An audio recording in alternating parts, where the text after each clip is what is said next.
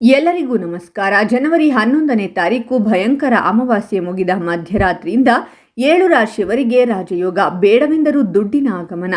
ಹಾಗಾದರೆ ಅಂತಹ ಅದೃಷ್ಟವಂತ ರಾಶಿಗಳು ಯಾವುವು ಅಂತ ನೋಡೋಣ ಬನ್ನಿ. ಅದಕ್ಕೂ ಮುನ್ನ ನೀವು ಶಿವ ಪಾರ್ವತಿಯ ಭಕ್ತರಾಗಿದ್ದರೆ ವಿಡಿಯೋಗೆ ಲೈಕ್ ಮಾಡಿ. ಸ್ನೇಹಿತರೆ, ಪ್ರತಿದಿನ ಭವಿಷ್ಯ ತಿಳಿಯಲು ನಮ್ಮ ಚಾನೆಲ್ ಅನ್ನು ಸಬ್ಸ್ಕ್ರೈಬ್ ಮಾಡಿ. ಫಾಸ್ಟ್ ನೋಟಿಫಿಕೇಶನ್ಗೆ ಬೆಲ್ ಐಕಾನ್ ಮೇಲೆ ಕ್ಲಿಕ್ ಮಾಡಿ, ಆಲ್ ಅಂತ ಸೆಲೆಕ್ಟ್ ಮಾಡಿ. ಈ ಅವಧಿಯು ಹೆಚ್ಚಿನ ಆದಾಯ ಮತ್ತು ಹೊಸ ಆದಾಯದ ಹರಿವುಗಳ ಭರವಸೆಯನ್ನು ನೀಡುತ್ತದೆ.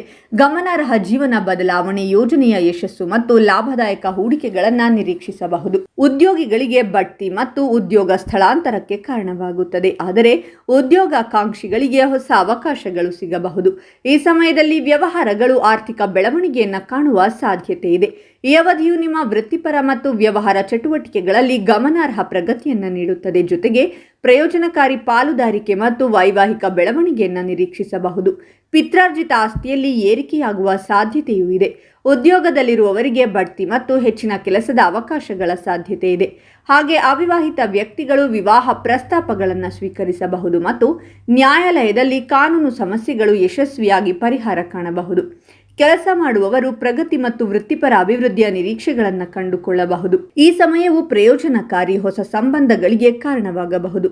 ಈ ರಾಶಿಯ ಜನರ ಅಪೂರ್ಣ ಕಾರ್ಯಗಳನ್ನು ಪೂರ್ಣಗೊಳಿಸುವುದರೊಂದಿಗೆ ಧೈರ್ಯ ಮತ್ತು ಆತ್ಮವಿಶ್ವಾಸ ಹೆಚ್ಚಾಗುತ್ತದೆ ಮತ್ತು ಅದೃಷ್ಟದ ಸಂಪೂರ್ಣ ಬೆಂಬಲ ಸಿಗುತ್ತದೆ. ಈ ದಿನ ಈ ರಾಶಿಯವರ ವ್ಯವಹಾರದಲ್ಲಿ ಕೆಲವು ಸಕಾರಾತ್ಮಕ ಬದಲಾವಣೆಗಳಿರುತ್ತವೆ. ಇದು ಲಾಭಕ್ಕಾಗಿ ಹೊಸ ಅವಕಾಶಗಳನ್ನು ಒದಗಿಸುತ್ತದೆ ಮತ್ತು ಸಂಪತ್ತಿನಲ್ಲಿ ಉತ್ತಮ ಬೆಳವಣಿಗೆಯೂ ಇರುತ್ತದೆ. ಉದ್ಯೋಗಿಗಳು ಇಂದು ಕೆಲಸದ ಸ್ಥಳದಲ್ಲಿ ತಮ್ಮ ಉತ್ತಮ ನಡವಳಿಕೆಯೊಂದಿಗೆ ಸಹೋದ್ಯೋಗಿಗಳೊಂದಿಗೆ ಸಂಬಂಧಗಳನ್ನು ಸುಧಾರಿಸುವಲ್ಲಿ ಯಶಸ್ವಿಯಾಗುತ್ತಾರೆ.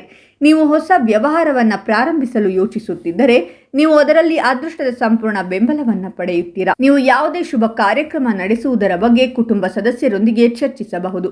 ಸ್ಪರ್ಧಾತ್ಮಕ ಪರೀಕ್ಷೆಗಳಿಗೆ ತಯಾರಿ ನಡೆಸುತ್ತಿರುವ ವಿದ್ಯಾರ್ಥಿಗಳಿಗೆ ಶುಭ ಸುದ್ದಿ ಸಿಗಲಿದೆ.